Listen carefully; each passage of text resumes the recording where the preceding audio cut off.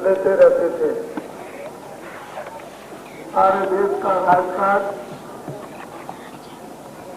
धार्मिक न्याय और रक्षा शांति में चलता था। सब लोगों को अपने मानव सुख का अनुभव, परिवार में शांति महसूस और मालूम होती थी। जब से हम लोगों ने फकीरों महात्माओं को अपने से अलग कर दिया और आपने ये सोचा कि फकीर और महात्मा हमसे अलग हो गए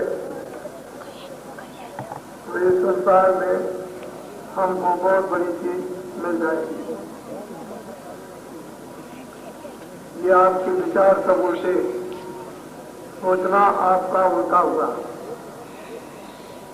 और सभी प्राणी इस समय पर चारों तरफ से मुसीबतों के दायरे में घिर गए और रोने लगे। अब वही पुरातन अपने ऋषियों मुनियों महात्माओं साधु संतों का बताया हुआ उनके छोटे छोटे जो नियम और व्यवस्थाएं बनी थी वो बड़ी ही महत्वपूर्ण थी। हम लोग छोटी छोटी व्यवस्थाओं में ऋषियों मुनियों के उन अनुकूल आदेशों पर चलते थे, सब दुखी थे। लेकिन बात वही की वही है और वही आना पड़ेगा, घूम कर सब कुछ। चाहे कितनी भी इस संसार में दौड़ करो, अमीर से अमीर बन जाओ, बड़े अरब और करोड़पति बन जाओ, बड़े विद्यामान बन जाओ, बड़े से बड़े किसान बन जाओ, लेकिन अंतिम उसी जगह आना होगा जहां उसकी आवश्यकता और जरूरत है। इतना ही दौड़ोगे संसार की तरफ, सब निराशा ही निराशा दिखाई देगी। ऐसा प्रतीत होता है कि हमारी सभी इच्छाएं, तमन्नाएं, आशाएं पूरी हो जाएंगी, लेकिन चलते चलते आदमी थक जाता है और अंत में यही कहता है ये स्थान बड़ा शांति का है, बड़ा दुख का है, इसमें मैं लौट कर शांति के लिए, आराम के लिए, अपनी बीमारी को दूर कराने के लिए वही स्थान उसे चाहिए जहां ये सब चीजें मिला करती। और अब वो धीरे धीरे धीरे धीरे सारी दुनिया में एक नवीन भाव, नवीन एक प्रेरणा, उस प्रेरणा के चश्मे नवीन नवीन चारों तरफ से निकलेंगे। लोगों में वही पुरातन अपनी प्रेरणा लोगों में आने लगेगी और लोग छोटी छोटी व्यवस्थाओं का अनुकरण करने लगेंगे और धीरे से आप अपनी जगह पर उसी त्याग वैराग में आ जाएंगे। कर्तव्यशील बनेंगे। कर्तव्य में, कर्म सेवा में बहुत बड़ा मानव सुख है। हम लोगों को उन कर्तव्य सेवाओं से दूर कर दिया, इसलिए ये हमारे समाज और मानव की भयंकर बिगड़ी दशा दिखाई देती है और लोगों के पास इसका कोई उपचार भी नहीं है कि हम इसको सुधार लेंगे। अंत में लोग यही कहते हैं कि महात्माओं का काम, ये हमारा काम है। उनके पास शक्ति नहीं, क्षमता नहीं है, समता नहीं और वो भाव और बोध नहीं, तो कैसे होगा? फिर वही महात्माओं की बात, फकीरों की लोग बात करने लगते हैं और फकीर महात्मा जो देते हैं वो बेकीमती, दुनिया में उसकी कोई कीमत नहीं है। ऐसी वस्तु, ऐसा धन और खजाना देते हैं और वो रूहें, जीवात्माएं जब फकीर और महात्माओं के उस धन खजाने को आती हैं तो बात बात और धन धन हो जाता।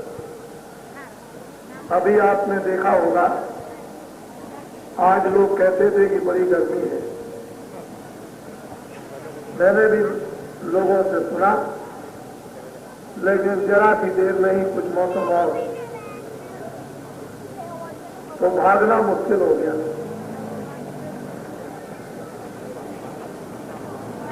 काशी वासियों ने सोचा कि कहाँ छुपेंगे, सब तो ठिकाना भरा हुआ है, जाए कहाँ। भगदड़ मची।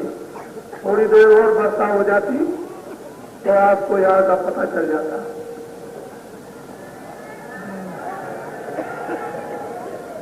सब प्रकार का अनुभव करना चाहिए।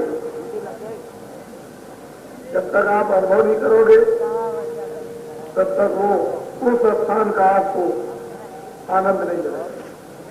अनुभव हो जाएगा तो मिट्टी में जो आनंद है वो मिलने लगेगा।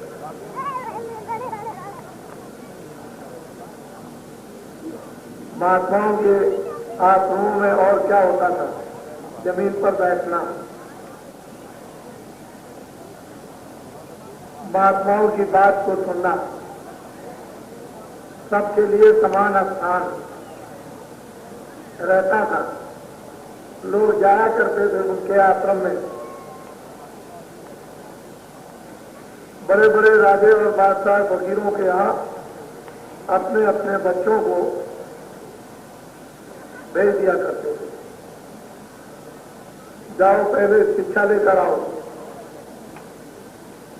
महात्माओं के यहाँ शिक्षा लेते थे, तब राजकाज का काम उनको मिलता था। ऐसे बहुत से इतिहास हैं बादशाहों के और राजाओं के। और जब तक कि महात्माओं की शिक्षा नहीं मिलती थी तब तक उनको राजगद्दी नहीं मिलती थी। और उनके आश्रमों में जो कथा की जाती थी वो वही लोग जानते थे, तब वो पढ़ते थे। अपनी प्रजा को प्रजा बच्चा समझते थे और फिर न्याय रक्षा का काम होता था। हमने अपने जीवन में देखा, राजस्थान में तो मैं अभी देखता हूँ कि जंगलों में लोटा, थाली, गिलास या अन्य कोई चीजें डाल दीजिए तो जंगलों में गांव से 2-3-4 मील की दूरी पर पड़ी रहती है, वहां कोई भी नहीं उठाता। ऐसा राज का इंतजाम प्रजा में इतना भाव भर दिया गया था कि चोरी नहीं करनी, चोरी से क्या होता, वस्तु उठाने से क्या होता, कितने कितने लोगों का उसका नुकसान होगा, तो लोग अपना काम कर लेते थे। चीज पड़ी हुई, पानी पी लिया, लोटा डाल दिया, रस्सी से घड़ा खींच लिया, स्नान कर लिया और वहीं छोड़ दिया, अपना काम किया। गैर भी आए, उन्होंने भी अपना काम किया। तो इस तरह की शिक्षाएं ऋषियों मुनियों की गांव गांव में फैली हुई थी और ऋषियों मुनियों ने विद्वानों को स्थापित कर दिया था जगह जगह। यहाँ सब जगह पर इस प्रकार का प्रचार ज्ञान कर और ये प्रचार होता रहता था। लेकिन अब ये समय कुछ बदला और बदलने के बाद 10 वर्ष और चलन 20 वर्ष, 30 वर्ष का खेल होता है और उसके बाद में तो ये देखने को मिलता चला। अब क्या स्थिति है ये आप सब समझिए। तो हम लोगों को छोटी बातों को महत्वपूर्ण हमेशा समझना चाहिए और उसमें लंबी चौड़ी बातें लोग नहीं सीख पाते थे। छोटी छोटी बातें घरेलू रोज दिनचर्या की उनको पढ़ा लिखा कर बच्चों को तैयार कर दिया। माताएं कितने कहानियों में रात को लेट करके उनको पूरा कर देती थी और ऐसी भावना भर देती थी बच्चों में कि बच्चे होनहार बहुत अच्छे निकलते थे। लेकिन अब वो बच्चों में माताएं ये भावना नहीं भरती। अब वो लैला मजनू की कहानियां पढ़ी जाती हैं, वही संस्कार बच्चों पर पड़ते, तो आखिर में बच्चे न घर के और न बाहर के। और फिर क्या होगा, न घर के काम दे रहे, न बाहर के, न घर में मोहब्बत प्रेम मिला और न बाहर मिला, मारे मारे फिरते। तो जीवन अपना भी और बच्चों का भी गया। जिम्मेदारी तो माता पिता की थी ही, लेकिन उसको भी नहीं निभा सके कि क्या करना और महात्माओं की तरफ जाए नहीं। पहले ऐसा बता दिया कि महात्माओं के यहाँ जाओगे तो तुम साधु हो जाओगे, घर बार छोड़ दोगे। इस डर और भय चिंता से उनसे अलग कर दिया। लेकिन अब लोगों को यकीन और विश्वास हो गया कि हमारा कोई बच्चा साधु नहीं बनाया जाएगा और न घर से बाहर निकाला जाएगा। गरीब में रहेगा तो माताएं अपने अपने बच्चों को अब लेकर के बड़ी जोर शोर के साथ आने लगी और धीरे धीरे उनको यही किस्से कहानियां बच्चों को सुनने में मिलने लगे और बच्चों में भी एक ऐसी शक्ति प्रवेश हो रही है, जो घड़ा खाली था उसमें कुछ भरा जा रहा, जो भरा था उसका निकाला जा रहा। अब एक नवीन चीज लोगों में आ तो धीरे धीरे हो जाएगा। विश्वास हम सब लोगों को रखना चाहिए। बुरे काम के नतीजे बुरे होते हैं, अच्छे काम का नतीजा अच्छा होता है। लेकिन बुरे काम में अच्छा काम किया जाए तो कठिनाई होती है। पहले किनका नाम होता था? पहले नाम उनका होता था कि जो धर्मात्मा थे, उनके नाम संसार में हुआ करते थे। लेकिन धर्मात्मा में कोई अगर पाप आत्मा हो जाए तो उसको दुनिया जान जाती, और अब पाप आत्मा में धर्मात्मा हो जाए तो सारी दुनिया जान जाए। सारी दुनिया समझ जाए। ठीक उसका यही उल्टा रूप है। धर्मात्माओं पुण्यात्माओं की जरूरत भारत में रही और आपको महात्माओं की इतनी पुकार करनी होगी कि जिस तरह से एक छोटा बच्चा माँ का दूध पीने के लिए व्याकुल हो जाता है, इसी तरह से इस भारत भूमि के नर नारी महात्माओं के लिए इतना पुकार करेंगे कि उनके सिवाय दूसरा कुछ लोगों को अच्छा लगेगा ही नहीं। कामकाज सभी करते हुए, लेकिन वो भी कामकाज किस तरह से रहेगा? उदासी में, उदासीन रहिए। जिस तरह से कुत्ते को लोग त्याग देते हैं, ऐसे ही इस संसार को उदासीन में त्याग दिया जाएगा। केवल काम मात्र के लिए काम किया जाएगा, अपने शरीर गुजारे निर्वाह के लिए, और बाकी उदासीनता लोगों में आ जाएगी। हर चीज का समय होता है और समय का इंतजार हम सभी लोगों को थोड़े दिन और करना है। थोड़े दिन और समय का इंतजार कर लिया तो वो समय अपनी जगह पर आ जाएगा और हम लोग भी समय के पास पहुंच जाएंगे और दोनों एक दूसरे का स्वागत करेंगे। समय हमारा करेगा, हम समय का। समय हो बलवान, भीलन लूटी गोप का वही अर्जुन वही मां है।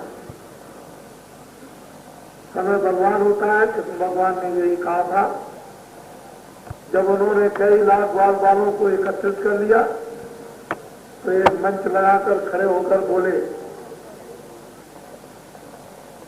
देखो ग्वाल बालों में क्यों आया हूं। आज मैं तुमको कुछ सुनाना चाहता हूं, तुम लोग मेरी मदद करो। मैं इसलिए आया हूं कि मुझे धर्म की स्थापना करनी और दुष्टों का विनाश करना और सज्जनों की रक्षा करना। तुम लोग हमारी मदद करो, योगदान दो, सहयोग दो।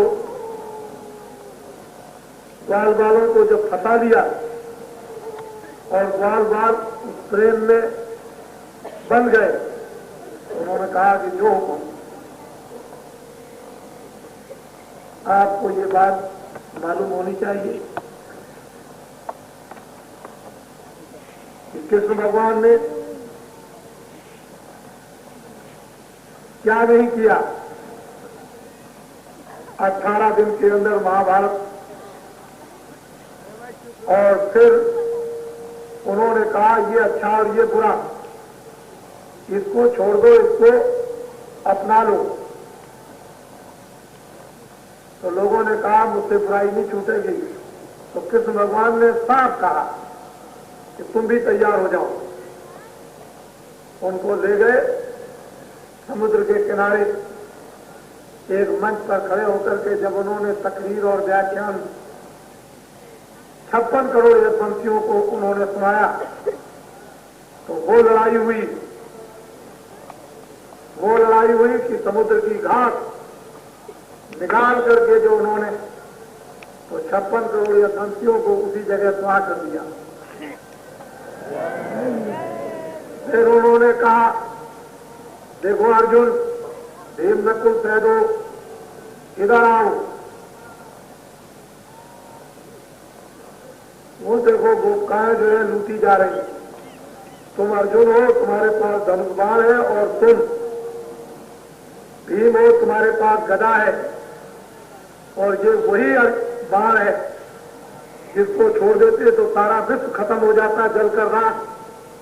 अब एक काम करो कि गोपिकाओं की इस बाण से रक्षा करो, क्योंकि कोल भी लूट रहे। उन्होंने जब बाण मारा कमान पर चढ़ाकर तो चिड़िया भी नहीं मरी। बुलाया उनको, इधर आओ, अब हमारे दोहे को सुनो। समय होत बलवान, बीवन लूटी गोपिका, वही अर्जुन वही बाण। तुम वही अर्जुन हो, वही भीम हो, और वही तुम्हारा बाण और बाहुबल। लेकिन अब वक्त निकल गया, अब समय बलवान हो गया, अब तुम में कुछ नहीं। इसलिए एक काम करो कि तुम सीधा वो करो, उत्तराखंड चले जाओ, चलते चले जाना, पीछे घूम के देखना नहीं। कश्मीर के ऊपर जाना, बर्फीले मैदान, बर्फ की चोटी मिलेगी, चढ़ जाना और ऊपर चढ़कर नीचे देखना नदी बहती होगी, एक एक गिर के मर जाना, लौट के आना नहीं। यह है तुम्हारा परीक्षित। मैं इसको भेजे देता हूं दिल्ली के पास, थोड़े दिनों में इसको राज तिलक कर दिया जाएगा। जिस दिन इसको राज तिलक होगा उसी दिन द्वापर खत्म हो जाएगा और कलयुग लग जाएगा। अब आपको ये समझना चाहिए कि इंतजार किया कि नहीं, सब कुछ बता दिया, लेकिन आप उसको न समझे, कृष्ण भगवान क्या करें? समझाने को तो उन्होंने सब समझाया, आपने माना ही कहा। धर्म धर्म है और कर्म कर्म है और सज्जनता सज्जनता है और दुष्टता दुष्टता है। सब अपनी अपनी जगह पर अपना अपना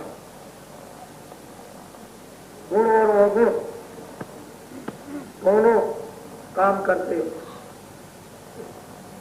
तो ये भगवान ईश्वर खुदा, उसका करिश्मा, उसका खेल इस जमीन पर पैगंबरों, फकीरों, औलियाओं, महात्माओं, साधु, संतों और अवतारी शक्तियों द्वारा होता रहता है और होता रहेगा। ये कोई नई बात नहीं, इसको नया मत समझो, समझो सब पुराना। कूड़े कचरे को निकाल के बाहर करो और बिल्कुल एकदम शुद्ध साफ हो जाओ, शांति का जीवन बन जाएगा। भगवत भजन में मन लग जाएगा, बुद्धि लग जाएगी, इंद्रियां लग जाएगी और अपनी आत्मा को जगाना। ऐसे वक्त में साधना, ऐसे वक्त में ईश्वर की चर्चा, ऐसे वक्त में आत्मा को जगाना, ये बहुत बड़ी चीज। ये है घोर कलयुग, ऐसा घोर कलयुग है जो कहने को नहीं कहा जाता। ऐसे वक्त में ऐसा संदेश लोगों को मिले, ये भगवान की, ईश्वर की कृपा। तो आप सब नर नारी जो समझदार है समझो, जो नहीं समझदार है उनको हम समझा लें। जो गांव के लोग कुछ नहीं जानते हैं, खेती का काम करते हैं, मोटा काम करते हैं, गांव में बेटियां बाहर नहीं निकली, उनको बोलना चालना नहीं आता, बैठना नहीं आता, इनको हम सिखा लेंगे। हम उनको बैठना भी सिखा लेंगे, बोलचाल भी उनको सिखा लेंगे और उनको ज्ञान भी कुछ सिखा लेंगे, कुछ बातें भी सिखा लेंगे। क्यों? कि वो तो गांव के रहने वाले, पढ़े लिखे नहीं है, तो सिखा लिया जाएगा। और धीरे धीरे धीरे धीरे ऐसा उनको, जो जीवन में कभी हरिद्वार नहीं देखते, मथुरा नहीं देखते या अहमदाबाद और द्वारका नहीं देखते, धीरे धीरे करके बैठाल कर सने सने सने सने और क्या क्या सिखा दिया गया थोड़े ही दिनों में। ये थोड़े दिनों में सीख लिया गया। तो भगवान की पराविद्या महात्माओं के द्वारा, उसकी कृपा से थोड़े ही दिनों में सीख ली जाती है। बहुत दिनों का ये पाठ नहीं कि मर जाएंगे तब सीखेंगे। ये तो जिंदाई में सीखो, जिंदा में बताओ, जिंदा में अपना काम करो, दूसरों का भी कर दो और जिंदा में यहाँ से निकल चलो, दूसरों को भी निकाल दो। जिंदाई में काम होता है, मरने पर भगवान न मिला न मिलेगा। जिस किसी ने देखा है वो जिंदा ही, जो कुछ भी साधना की है उन्होंने उन महापुरुषों के चरणों में बैठकर जिंदा की है और जिंदा ही पाया और जिंदा ही उनकी कृपा से लोगों को बताया। इसलिए आप मरने के बाद आशा मत रखो कि स्वर्ग वैकुंठ मिलेगा या मुक्ति मिल जाएगी। आज मिला तो जब भी मिल जाएगा, आज न मिला तो जब कभी नहीं मिलेगा, अजब मिलेगा जब मिलेगा। ऐसी बात को सुनना और समझना चाहिए। धन घड़ी जब जो सत्संगा और कभी हो वो भ्रम भंगा। धन वो घड़ी है जब सत्संग मिल जाए, और धन वही घड़ी है कि भ्रम भंग हो जाए, भ्रम चला जाए। और स्वभाव संदेह को लुकमान हकीम भी दूर नहीं कर सकते,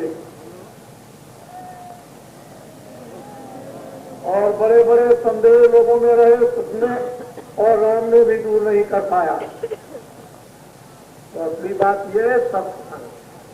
सत्संग जल जो कोई पावे, मैलाई सब कट जावे। सत्संग महिमा कहा बखानू, इस सम जतन और नहीं जानू। सत्संग की बहुत बड़ी महिमा। वो सत्संग जल का काम, शुद्धि का काम, धोने का काम करता है, लेकिन सत्संग मिलता नहीं। कैसे मोह भ्रम, मोह का पर्दा, मोह सकल व्याधन कर मूला। अभी खबर आ जाए कि बच्चा चला गया, बच्ची चली गई, तो यहीं से रोने। ये नहीं कि भाई मोह है, जिसने दिया था ले लिया। ठीक हंसना चाहिए, प्रसन्न होना चाहिए उसकी दी हुई वस्तु पर। हमारा इसमें क्या रखा हुआ है, लेकिन उसने तो दिया था काम के लिए कि लो तुम मेरी वस्तु से ये काम करना, और थोड़े दिनों के बाद बेईमान बन गए। क्या बेईमान बने कि उसकी वस्तु दी और फिर कहने लगे, जब उसने कहा लाओ मेरी वस्तु, तो कहने लगे ये मैं आपके नहीं दूंगा, ये तो मेरी है। दी हुई वस्तु को जो बिना रहे और बिना दया के ले ले, उसको कहते हैं काल। फिर कुछ नहीं आप कर सकते हैं, चाहे बच्चा हो, चाहे बच्ची हो, चाहे पति हो, चाहे ये हो, चाहे वो हो, कोई भी चीज हो, जिसकी वस्तु है उससे काम लो। और वो का ये धर्म, इसको सत्संग द्वारा दूर करो, और नहीं तो नाना प्रकार की उस मोह से पीड़ा असाधनीय है। तो निर्दोष जब होता है तो मौत का आघात सामने, सन्नपात में बच्चा नहीं, इसलिए वो सन्नपात है। इस भ्रम को बिना महापुरुषों के सत्संग के दूर नहीं हो सकता है कि जो वस्तु दी है उससे काम ले लो, जब मांगने आए तो उसकी चीज उसको दे दो।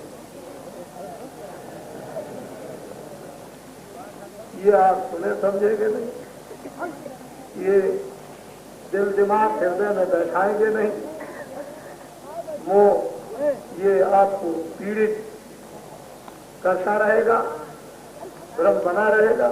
सत्संग की बहुत दिनों से नर नारियों ने सत्संग किया है, तब इतना मेहनत करते करते तब ये बात उनके सामने आई।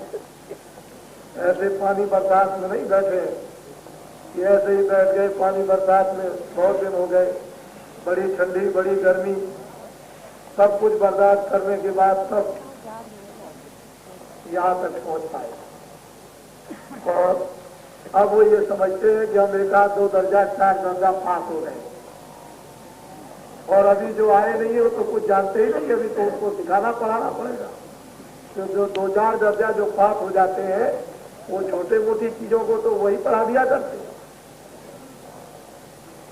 उन्हीं से सीख लिया करें। क्योंकि मास्टर तो क्या करता है आपको तो पता नहीं है, मॉनिटर बना देता है, तो छोटे छोटे बच्चों को जो नहीं जानते उनको वही पढ़ाया करता है, और जरूरत जब पड़ती है तो बैठा हुआ है तो बता देता है। तो ये तो 1 क्लास 2 क्लास 4 क्लास ये तो बहुत पड़ गए। अब आप आते हो तो आपकी समझ में तो कुछ आता नहीं, क्योंकि ये आपने जो मैं सुनाने जा रहा हूँ कल से, वो तो आपने कभी अपने जीवन में सुना नहीं होगा। ठीक है, महात्माओं ने किताबों में लिखा, मेरी बात को बड़े ध्यान से सुनिए। सत्यलोक वैकुंठ में भी है, और सत्यलोक स्वर्ग में भी है, और सत्यलोक शक्ति लोक में भी है, और सत्यलोक ईश्वर के लोक में भी है, और सत्यलोक ब्रह्मलोक में भी है, और सत्यलोक पार ब्रह्मलोक में भी है, और सत्यलोक उसके परे भी। अस्तित्व को सत्यलोक कहेंगे। आपकी समझ में क्या आएगा कि सत्संग क्या है? कुछ नहीं। आप कुछ भी उसके संबंध में नहीं जानते हैं, खाली शब्द लिखे हुए हैं, उसको जहाँ चाहे तहाँ उसको इधर से उधर, उधर से इधर घुमाया फिराया करें। लेकिन चीज वस्तु कहीं ढूंढे, कहीं किताबों में तो मिलने वाली है नहीं, वस्तु कहीं पढ़ते हैं, है कहीं ढूंढते किसी तरफ को है, रखी इधर है, ढूंढ रहे उधर, कैसे मिलेगा? तो वस्तु कहीं ढूंढे कहीं, ये विदावे हाथ मिले कैसे? महात्मा कहते हैं भेदी लीजिए साथ का दीनी वस्तु लखाए। तुम्हारे मनुष्य रूपी मकान में छुपी रखी हुई उसको लखा देंगे, दिखा देंगे। कोट जन्म का पंथता पल में पहुंचा जाए। वहां तो महात्माओं ने फलक मारने की महिमा की है, 3 और 4 और 10 वर्ष की बात नहीं की, लेकिन भेदी को साथ ले लो, जानकार को, जिसने वस्तु पाली। आप ऐसे के पास तो जाते नहीं है, पता नहीं कहाँ और धर्म क्या रहता है। हमने तो एक गुरु कर दिया, तो अब हम दूसरा गुरु माने समझते हैं। गुरु किसको कहते हैं? वो तो नहीं, गुरु से जो अंध बदल कर देखा, एक नहीं सुने एक नहीं देखा, हरे चित्त धर्म शोक न रही, तो गुरु घोर न रख। न गुरु को अंधा गुरु और बहरा चेला, और वही नरक में ठेलम ठेला।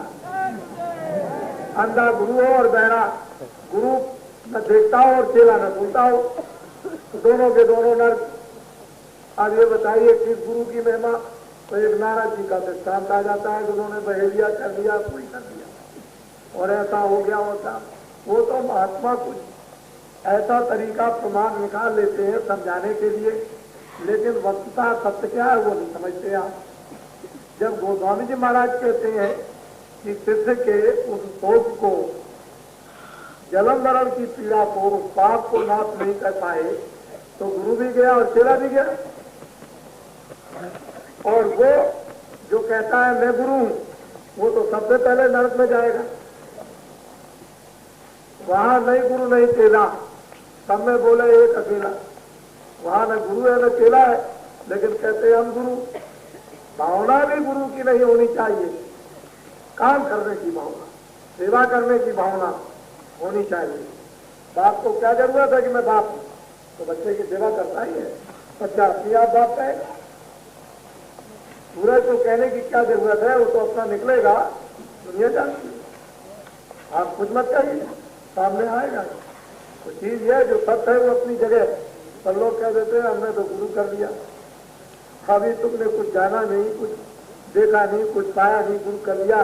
कल शरीर छूटता है तो तुम कहाँ जाओगे? कोई जगह बनाई। एक राजा थे, उस समय पर प्रजातंत्र राज्य था, बहुत मुद्दतों की बात। 1 साल के लिए राजा बनाया जाता था। प्रजा ने ये नियम बना दिया था कि राजा को भगवान की तरह से पूजेंगे। सारी प्रजा उसको राजा बनाकर भगवान की तरह से पूजा करती। जब साल पूरा हुआ तो इस पार से उस पार नदी के बड़ा भारी जंगल था, उसमें उतार दिया करती थी। और फिर दूसरा राजा चुन लिया, और जो कुछ भी उसने आदेश दिया, हुक्म दिया, उसका प्रजा ने पालन किया। और जब समय पूरा साल का हुआ तो नदी के उस पार में जानवर बड़े बड़े, जो इस पार से उसको पार उतारा तो राजा गुजार पर खा जाता। तमाम हड्डियों का ढेर लग गया उधर। बहुत दिनों के बाद एक राजा समझदार बनाया गया। उन्होंने कहा भाई कितने दिन तक हमको राजा बनाया कि एक था, चले गए आप लोग हमारी आज्ञा में चले गए कि आपको भगवान की तरह से मानो। चले गए, ठीक है, राजा बना दिया, उसको भगवान की तरह पूजने लगे। उसने अपने कर्मचारियों को बुलाया कि देखो जाओ नदी के उस पार पता लगा के आओ उधर क्या है। उस पार गए नदी के, वहां देखा कि तमाम हड्डियों का ढेर लगा हुआ। सब आकर के सूचना दी, राजा ने हुक्म दिया कि जाओ सारा जंगल काट दो। जंगल काटने लगा, एक बहुत बड़ा सुंदर महल बना दिया। महल तैयार हो गया, बहुत सुंदर महल बनाया। जब साल पूरा हुआ, नदी के उस पार उतार दिया, राजा उस महल में रहने लगा आराम से। अब न उसे कोई जानवर खाता है न कुछ, तो इसलिए मरने के पहले कोई आपने जगह बनाई कि आज अगर जाएंगे आप इस मकान से निकाले जाएंगे, तो कोई मकान आपने बनाया, उसको देखा? अगर महात्माओं ने देखा तभी तो आपको बताते कि ये मकान तुम्हारा नहीं, चलो अपने मकान में वहां आराम से रहो, निश्चिंत रहो, कोई मारेगा नहीं, कोई डांटेगा नहीं, कोई फटकारेगा नहीं, कोई जन्म नहीं होगा, मरण नहीं होगा, तुम हिंदू नहीं, तुम मुसलमान नहीं, तुम ईसाई नहीं। अरे भाई तुम अपने घर में तो चलो, कम से कम अपनी जगह तो बना लो, आराम से रहना। वो बात सुनते नहीं, उसको सुनकर के आश्चर्य करते। कौन सी बात कर रहे हैं? सतयुग की है, कलयुग की बात, लेकिन कहेंगे सतयुग की बात हो। फिर क्या कहेंगे कि भगवान तो किसी को मिलता ही नहीं, भगवान तो किसी ने देखा नहीं। घर के लड्डू जैसे चाहो वैसे बता करके खा लो। ये घर की बात नहीं है, ये बात सबकी है, मानव आत्माओं की बात है। जिन्होंने देखा है, अब भी देखते हैं, पहले भी देखा, पहले भी पाया, अब भी पाते हैं, पहले भी लोगों को प्राप्त कराया, अब भी प्राप्त कराते हैं, और भविष्य में भी। उन महान आत्माओं से भारत भूमि ये कभी भी खाली नहीं रहेगी। उसको प्राप्त करने वाली नुमाइंदी हस्तियां और शक्तियां भारत में हमेशा विद्यमान रहेंगी। कभी ये पूर्ण नहीं होती है, जब वो जरूरत होती है तो उसका हुक्म हो जाता है, ऐसा काम शुरू हो जाता है। कोई ऐसी बात नहीं है, तो अपना घर बनाओ, घर की तैयारी करो, इसको छोड़ो, घर में आराम से पहुंच लो। सीधी सादी बात है, हमने घर कोई तैयार किया नहीं, आग बंद किए पड़े हुए हैं, आगे न जानते न पीछे के जानते, वर्तमान का भी नहीं समझते हैं, और कल समय पूरा हो गया तो चले जाओगे, फिर मनुष्य जीवन मिलता है। तो बहुत अच्छा है, हो रहा है, और वेद मंत्रों का उच्चारण विधिवत देवताओं को प्रसन्न कर के लिए भोजन के सहित वो भी हो रहा है।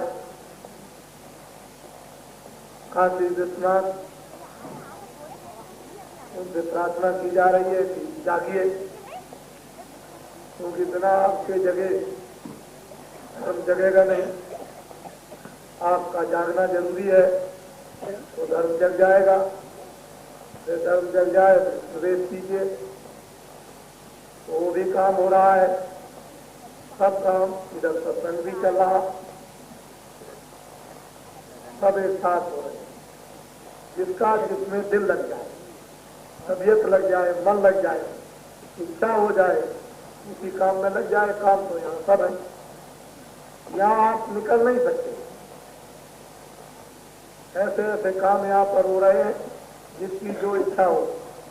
शिव जी को पूजो, शिव को पूजो, विष्णु को पूजना चाहो विष्णु, गंगा जी को पूजना चाहो गंगा, और सत्संग सुनना चाहो तो सत्संग, वेद मंत्रों का उच्चारण करना चाहो वो लो, और देवताओं को प्रसन्न करना चाहो वो, और भूत बाधाओं को हटाना चाहो तो वो, और अपनी अपनी इच्छा पूर्ति करना चाहो तो यहाँ बैठ करके हवन डालो। सामग्री आपको वही मिलेगी बनी बनाई, उसमें डालो तो आप रोज बताते हैं, पता नहीं दिमाग में पूरे मेरे पास आ करके पहुंचेंगे, और हम तरीका बताएंगे कि तुम जरा सा निमित्त मात्र कोई काम तो कम से कम कर दो, कि उसमें जाकर के हवन डालो वहाँ मंत्रों के साथ में, तो तुम्हारी इच्छा पूरी हो जाए तो उधर भागेंगे, वहाँ जाएंगे वहाँ लड्डू पेड़े लेंगे।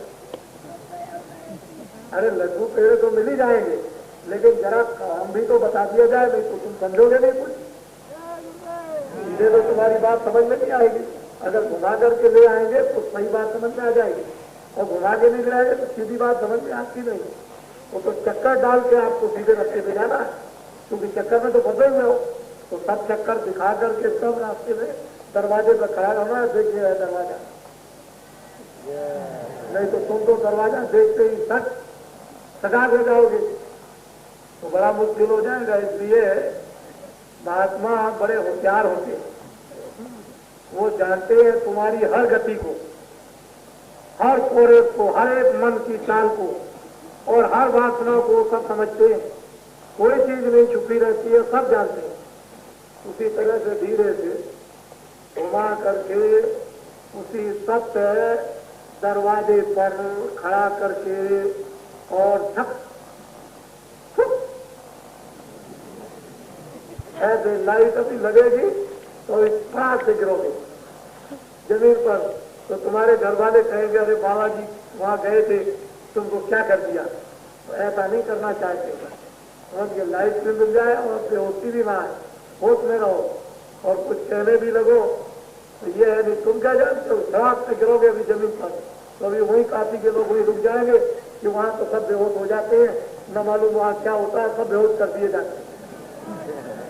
अभी क्या बता, अभी तो तुम्हारे ऊपर में अभी एक भूत वहां शहर का चढ़ा दिया है कि वहां जाते हैं सब मारे जाते हैं, वहां तो सब खत्म कर दिए जाते हैं, एक भी लौट कर नहीं आता।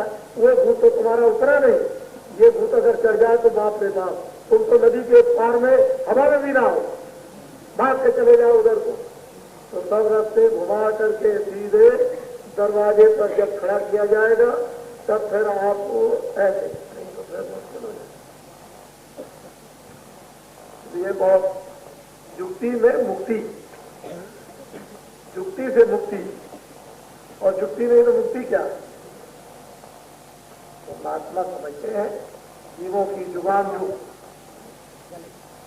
जन्मान जन्मंतरों की उस हालात को सब उससे वाकिफ जानकार होते हैं, तो सब समझते हैं कि जीव कैसे सही सीधे रास्ते पर आएंगे और कैसे उनका लाभ और फायदा होगा, अपने प्रभु की तरफ कैसे चलेंगे, सब उनको मालूम। वो तो डॉक्टर अपना काम करेगा, उसे मालूम है कि क्या मर्ज उसने देख लिया, अपनी मलम पट्टी जो कुछ भी देना लगाना ये वो तो अपने ढंग से करेगा।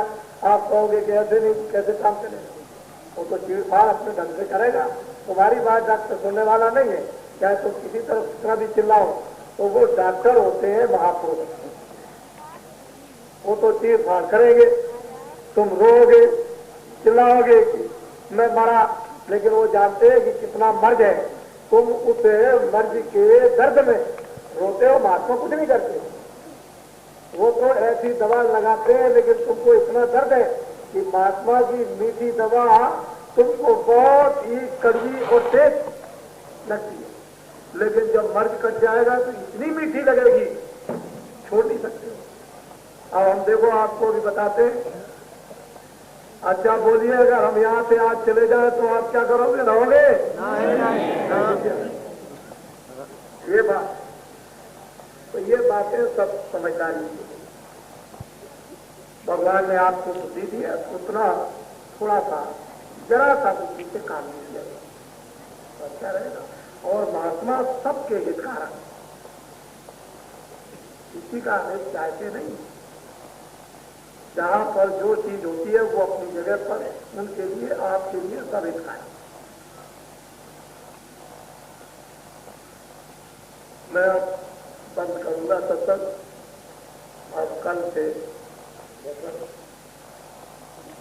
क्या होगा दोनों से, दोपहर में भी और शाम को भी, दिन को 1:30 बजे और शाम को 7:30 बजे। लेकिन शहर में ये कह दिया है लोगों ने कि वहां सत्संग नहीं होता है, बाबा जी तो यहाँ से चले जाओ।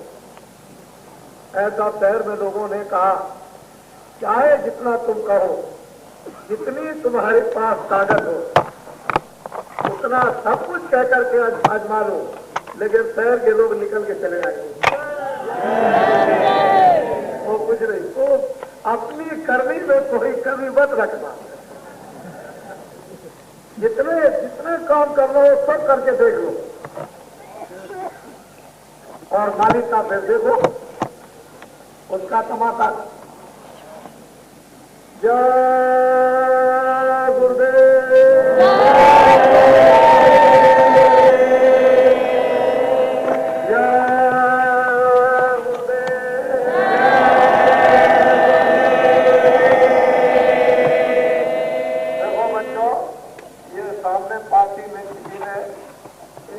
लगा दी मैदान में, उसकी सामने में लगनी चाहिए, इसको उखाड़ करके और किनारे पर वहां लगवा दीजिएगा, क्योंकि इतना जन समूह आ रहा है और पीछे के लोग जो है ये यहाँ पर इन्होंने लगा दिया है, निकलना उठना बैठना मुश्किल हो जाएगा, ये दशा हो जाएगी। तो इनको भी जगह पर ये आपके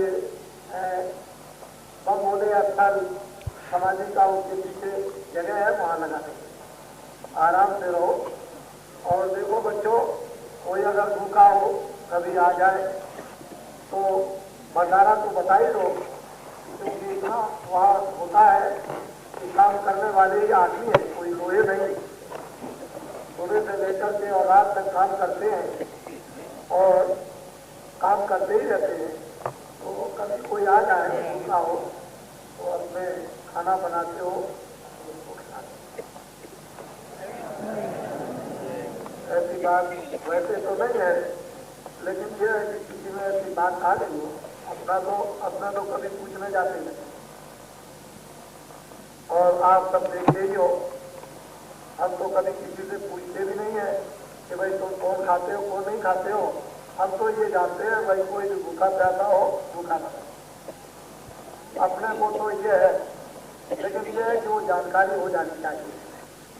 जानकारी न रहे, कोई भूखा प्यासा हो इंक्वायरी करता रहे, वह पूछ ले, कोई दिक्कत कोई परेशानी नहीं है। ऐसा मतलब में भगवान ने सब दया रखी है और ये सब इसी काम के लिए आशीर्वाद में तत्पर रहते हैं। और ये अगर आश्रम ऐसा दिल में जगह नहीं होगी तो कैसे काम चलेगा।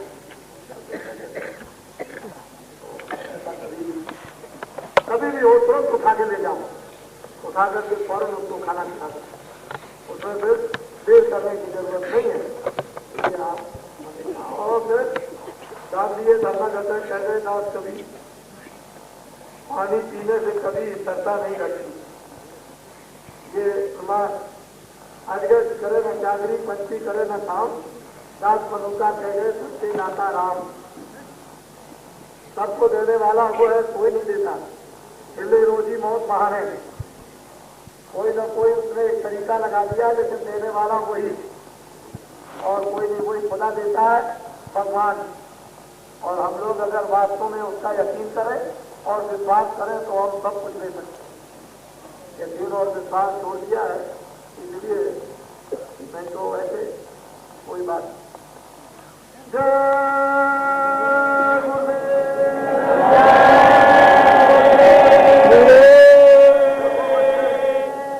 बच्चों, पूरी ड्यूटी आपको इस मैदान में देनी है और जगसारे में पूरी ड्यूटी और बाहर में पूरी ड्यूटी, उसमें जरा भी सुस्ती नहीं। झाड़ू गलिया लेने लगाने वाले, कूड़ा कचरा उठाने वाले हर समय तैयार रहे।